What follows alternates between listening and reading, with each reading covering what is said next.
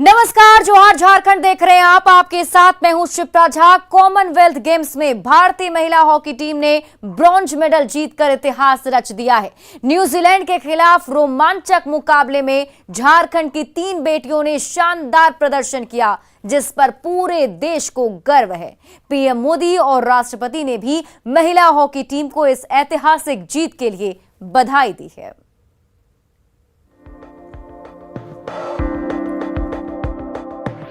भारतीय महिला hockey team ने कॉमनवेल्थ गेम्स बर्मिंघम में ब्रॉन्ज मेडल जीतकर इतिहास रच दिया है। इसके साथ ही महिला हॉकी टीम के लिए 16 साल का सूखा भी खत्म हो गया है। पेनल्टी शूटआउट में महिला हॉकी टीम ने न्यूजीलैंड को 2-1 से हराकर ब्रॉन्ज पर कब्जा जमा लिया। इस ऐतिहासिक और रोमांचक मुकाबले में झारखंड की बेटियां सलीमा टेटे, संगीता कुमारी और निक्की प्रधान की टुकड़ी ने शानदार प्रदर्शन किया है। रोमांचक मुकाबले में भारत की ओर से पहला गोल सलीमा टेटे ने दागा और अंत में 2-1 से जीत दर्ज की। इस ऐतिहासिक जीत के बाद झारखंड में हॉकी की नर्सरी सिमडेगा में भी जश्न का माहौल है और बधाइयों का तांता लगा है। निक्की प्रधान है, तीनों ही खिलाड़ियों ने बहुत शानदार प्रदर्शन किया है। ये झारखंड के इतिहास के लिए गौरवपूर्ण क्षण है कि झारखंड की खिलाड़ियों की बदौलत आज भारत ने 16 वर्षों के बाद पदक प्राप्त किया है। सलीमा टेटे ने पहला गोल दागकर भारत को न्यूजीलैंड से आगे कर दिया था, लेकिन आखिरी पलों में न्यूजीलैंड की ओलिविया मेरी ने शूट आउट में गोल दागकर मैच को बराबरी पर लाकर खड़ा कर दिया। हालांकि सांसें रोक देने वाले मैच में आखिरकार भारतीय हॉकी महिला टीम ने बाजी मार ली। अब तक के कॉमनवेल्थ गेम्स में महिला हॉकी टीम के हिस्से में ये तीसरा मेडल है। इसके पहले अब तक 2 ही पदक कॉमनवेल्थ गेम्स में भारत ने जीते थे, जिसमें 1 गोल्ड और 1 सिल्वर था। अब इस लिस्ट में 16 साल बाद ब्रॉन्ज भी जुड़ गया है। इस ऐतिहासिक जीत के लिए राष्ट्रपति द्रौपदी मुर्मू ने भारतीय महिला हॉकी टीम को बधाई दी है। राष्ट्रपति द्रौपदी मुर्मू ने अपने ट्वीट में लिखा है कि आपके शानदार प्रदर्शन और टीम वर्क ने हर भारतीय का दिल जीत लिया है।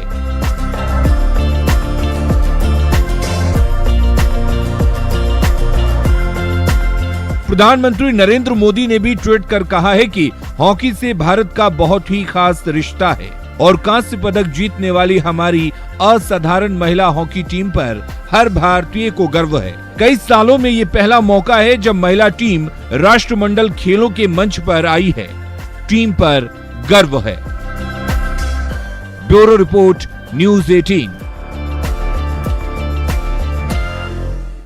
कॉमनवेल्थ गेम्स बर्मिंघम में भारतीय महिला की हॉकी टीम की सदस्य निक्की प्रधान के प्रदर्शन पर उनकी मां भी बेहद गौरवान्वित हैं।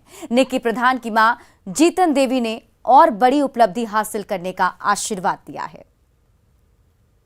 झारखंड का तीनों बेटियां जहाँ है तो और अच्छा करो को अच्छा सिल्वर मेडल तो हासिल कर रहा, लेकिन और आगे जाए और अच्छा करो। और गुमला में न्यूज़ 18 की खबर का बड़ा असर हुआ है। 22 साल की मंजू उरांव के खिलाफ खेत में ट्रैक्टर चलाने को लेकर पंचायत ने जो फरमान जारी किया था उसे बदल दिया गया है। दरअसल शिवनाथपुर डोहू टोली में एक 22 वर्षीय मंजू उरांव के खेत में ट्रैक्टर चलाने को लेकर वहां की पंचायत ने जुर्माने का फरमान सुनाया था। हमने इस खबर को प्रमुखता से दिखाया, जिसके बाद पंचायत अब बैकफुट पर है। मंजू उरांव ने पिछले दिनों ट्रैक्टर चलाकर खेत की जुताई की थी। उसके बाद वहां की पंचायत ने कथित तौर पर सामाजिक बहिष्कार की घोषणा कर दी थी। ग्राम पंचायत की मुखिया फ्लोरेंस देवी ने बताया कि सावन में परंपरा के अनुसार खेत जोतना मना होता है और उसी दिन मंजू खेत जोतने निकल गई थी। इसे लेकर ही गांव के लोगों ने उसे समझाया था। जो निराधार है, जो कि उनको विरोध किया गया, लड़की होकर के हल जोती, इससे अकाल होगा और बारिश नहीं होगा, और उनको गांव से जो बहिष्कार किए जाने वाला जो बात सामने आया, ये इन लोगों के द्वारा माने कहा जा रहा है कि बिल्कुल निराधार है, किसी ने कोई इस तरह का बात नहीं बोला है। और माने इससे मंजू कुमारी की कार्यशैली से सभी कोई खुश है। और मुख्यमंत्री हेमंत सोरेन ने झारखंड में सूखे के हालात से निपटने के लिए नीति आयोग के सामने केंद्र सरकार से विशेष पैकेज देने की मांग रखी है और साथ ही सीएम ने झारखंड में जो खनन कंपनियों पर 1,36,000 रुपए बकाया है उसे भी भुगतान के लिए पीएम से निर्देश देने की गुहार लगाई है।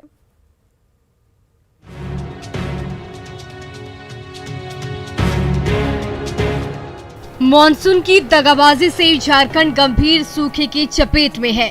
ऐसे में जब दिल्ली में नीति आयोग की गवर्निंग काउंसिल की बैठक हुई तो सुखाड़ से निपटने में केंद्र से मदद की उम्मीद लेकर सीएम हेमंत सोरेन भी बैठक में शामिल हुए। पीएम की अध्यक्षता में हुई बैठक में सीएम हेमंत सोरेन ने राज्य में सुखाड़ से निपटने के लिए कई मांगे रख दी, जिसमें भीषण सुखाड़ की हालत से उबरने के लिए सीएम ने झारखंड के लिए विशेष पैकेज की मांग रखी। राज्य में 20% भूमि पर ही सिंचाई की सुविधा उपलब्ध है, लिहाजा लघु सिंचाई परियोजनाओं के माध्यम से सिंचाई की सुविधा बढ़ाने के लिए भी एक विशेष पैकेज की मांग की गई। सीएम के मुताबिक झारखंड में खनन कंपनियों पर 1,36,000 करोड़ का बकाया है, जिसके भुगतान के लिए हेमंत सोरेन ने पीएम से निर्देश देने की अपील की। साथ ही खनिजों से होने वाले आय का ज्यादा से ज्यादा झारखंड को मिलने की भी बात कही। विषय को रखेंगे और उसके बाद उस पर विचार होगा। केंद्र अपने हिसाब से सहयोग करेंगे हमारे राज्य के लोगों को, यह हम लोगों का उम्मीद है।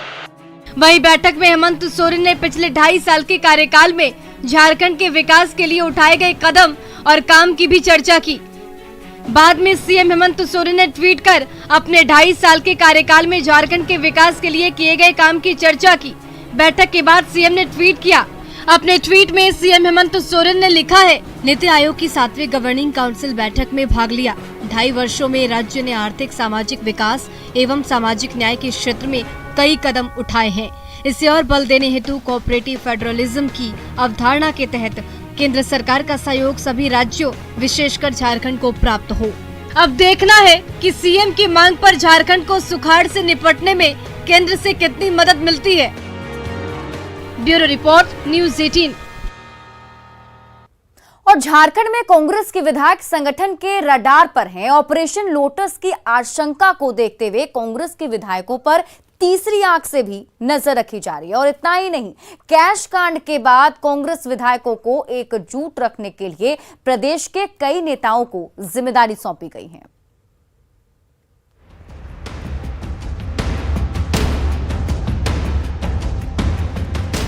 झारखंड में कांग्रेस विधायकों की जासूसी हो रही है। ऐसा कोई और नहीं, कांग्रेस संगठन के द्वारा ही किया जा रहा है। कांग्रेस विधायकों पर नजर रखी जा रही है। इसके तहत कौन विधायक कहां है, कौन विधायक राज्य से बाहर है, राज्य से बाहर जाने की वजह क्या है, इसकी जानकारी प्रदेश अध्यक्ष को दी गई है या नहीं, वहीं विधायक दल के नेता को जानकारी दी गई है या नहीं, ये सब कुछ अब प्रदेश कांग्रेस की नजर में है। अपने विधायक की निगहबानी के लिए कई बड़े नेताओं को जिम्मेदारी भी दी गई है। इतना ही नहीं, झारखंड कांग्रेस के विधायकों पर तीसरी आंख से भी नजर रखी जा रही है। इस पर पार्टी भी बहुत गंभीरता से एक एक चीजों को, हम लोग एक एक विधायक पर हम लोग भी माने, हालांकि विधायकों पर हम लोग को विश्वास है, लेकिन ये सब चीज जो अभी के जो घटनाक्रम में चीजों को नजर रखा जा रहा है और हमारे विधायक सभी इंटैक्ट है। झारखंड में ऑपरेशन कमल की संभावना को लेकर कांग्रेस अलर्ट मोड में है। एक तरफ जहां विधायकों पर नजर रखी जा रही है, वहीं दूसरी तरफ सांगठनिक कार्यक्रम में उपस्थिति और सफलता के लिए विधायकों को टास्क सौंपा गया है। झारखंड में 9 से 14 अगस्त तक कांग्रेस ने पदयात्रा का कार्यक्रम तय किया है, जिसमें हर जिले में कम से कम 75 किलोमीटर करने का लक्ष्य निर्धारित किया गया है। मतलब साफ है कि कांग्रेस के विधायक अब इस पदयात्रा की सफलता में अपनी ताकत और संगठन के प्रति ईमानदारी साबित करने के लिए सड़क पर नजर आएंगे। हमारे विधायक अभी फिलहाल एकजुट है और न इधर उधर का कोई बात है। हम लोग ये कार्यक्रम करेंगे और निश्चित तौर पर पूरे झारखंड को नहीं, देश को भी पता चलेगा कि झारखंड के विधायक मंत्री सब एकजुट है, संगठन एकजुट है, सब मिलकर हम लोग पदयात्रा को सफल करें। झारखंड कांग्रेस कैश कांड में फंसे 3 विधायकों के मामले को गहरी साजिश के तौर पर देख रही है। कांग्रेस इस बात की पड़ताल करने में जुटी है कि इस षड्यंत्र में और कौन कौन विधायक शामिल था। ऐसे में भविष्य में पार्टी के अंदर किसी भी तरह की टूट को रोकने के लिए एक साथ कई मोर्चे पर कांग्रेस ने अपनी ताकत झोंक दी है। रांची से न्यूज़ 18 के लिए अविनाश कुमार की रिपोर्ट।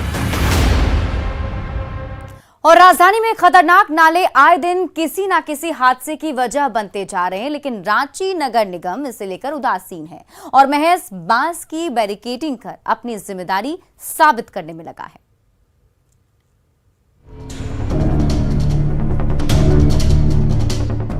रांची की इस तस्वीर को ध्यान से देखिए।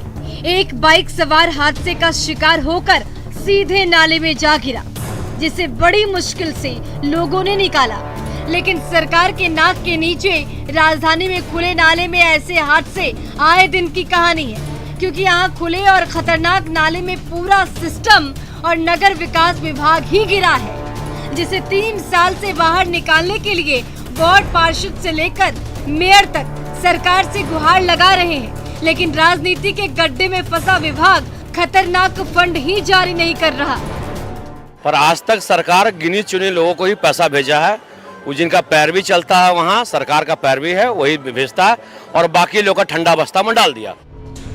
राजधानी रांची में 1-2 नहीं बल्कि 26 ऐसे स्पॉट हैं जहां खुले और खतरनाक नाले हर दिन हादसे को दावत दे रहे हैं। कई बार खुले नाले में हादसे हो चुके हैं, जिसका ठिकरा नगर निगम के मेयर और डिप्टी मेयर सरकार और नगर विकास विभाग पर फोड़ने में लगे हैं। मेयर और डिप्टी मेयर का दावा है कि पूरी योजना बजट बनाकर काफी पहले सरकार को भेजा जा चुका है। कई बार इन नालों को ढकने के लिए फंड जारी करने के लिए पत्र भी भेजा गया, लेकिन कोई सुनने को तैयार नहीं है।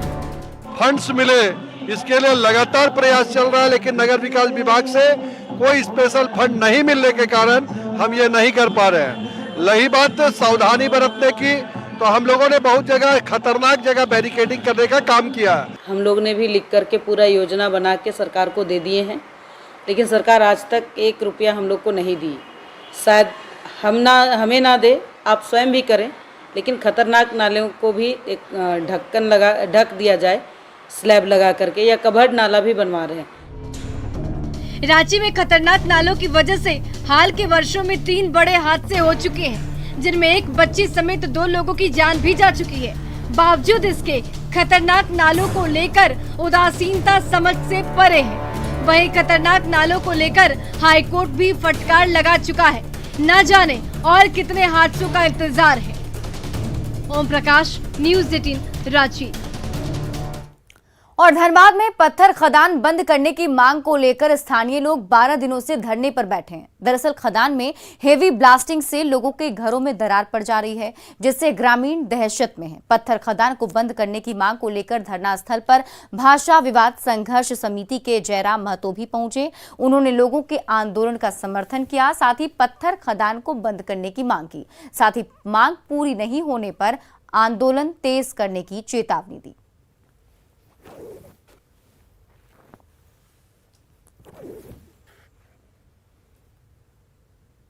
हो रही है, हमारा चापाकल धस गया है, हमारी घर धस गई है, छतें उचड़ के गिर रही है, दरार मार दिया है। हमारी यहाँ पर शमशान घाट है, सबसे पहले वो भी टूट गया है, और जैसे पानी का नहर जो वहाँ बनाया गया था वो भी टूट गया है। और आगे की जो हमारी रणनीति है उस पर हम लोग अमल करेंगे और नई रणनीति के साथ हम लोग जिला स्तर पर प्रदर्शन करेंगे और इस धरने को जिला स्तर पर शिफ्ट करने का प्रयास करेंगे। और इसमें चंद मुट्ठी भर लोग अपने लाभ के लिए एक बहुत बड़ी आबादी को मने रसाताल में मौत के मुंह में डाल रहे हैं। और इतने इनके क्रूर व्यवहार को देखिए, एक महिला जो आंदोलनकारी थी उनको बुरी तरह से मारपीट किया गया है, जो अभी हॉस्पिटल में भर्ती है। और रांची के खेलगांव में चल रहे 3 दिवसीय 12वीं झारखंड स्टेट शूटिंग चैंपियनशिप के आखिरी दिन। इस चैंपियनशिप में राज्य के सभी जिलों से करीब 650 शूटर्स ने अपने निशानेबाजी कौशल का प्रदर्शन किया। खिलाड़ियों ने 10 मीटर, 25 मीटर, 50 मीटर में अपना बेहतरीन प्रदर्शन देने की कोशिश की। इस चैंपियनशिप में बेहतर प्रदर्शन करने के बाद शूटर्स को राष्ट्रीय स्तर पर चैंपियनशिप में भाग लेने का मौका मिलेगा। शूटिंग के इस खेल में एक गेम 400 पॉइंट का होता है। हर शूटर को 40 बार निशाना लगाने का मौका मिलता है। निशाना सटीक लगने पर 10 पॉइंट मिलते हैं। चैंपियनशिप के आखिरी दिन झारखंड विधानसभा के स्पीकर रविंद्रनाथ महतो भी खिलाड़ियों का हौसला बढ़ाने खेलगांव पहुंचे।